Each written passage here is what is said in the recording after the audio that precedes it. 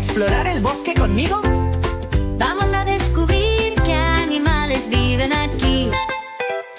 En el bosque, ven a ver.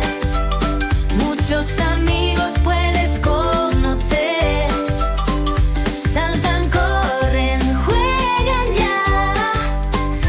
Vamos juntos a explorar.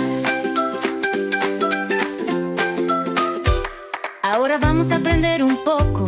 Quien vuela alto en el bosque, quien trepa rápido por los árboles. Sigamos explorando. El búho vuela de aquí para allá.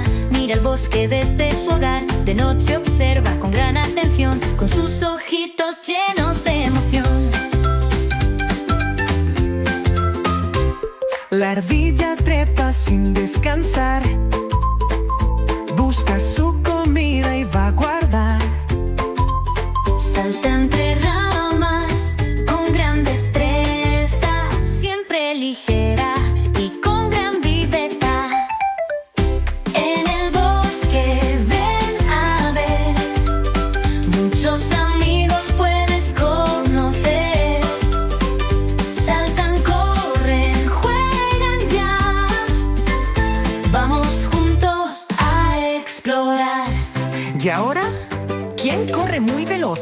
¿Y quién va buscando un sitio para comer? Vamos a averiguarlo. El zorro corre con gran emoción entre los árboles con precaución.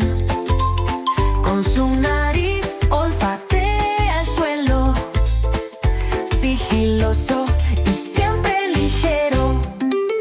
El oso camina con paso lento, buscando un sitio para su alimento. Bajo los árboles va a descansar y con un gran bostezo se echa a soñar. En el bosque, ven a ver. Muchos amigos puedes conocer. Saltan, corren, juegan ya. Vamos juntos a explorar.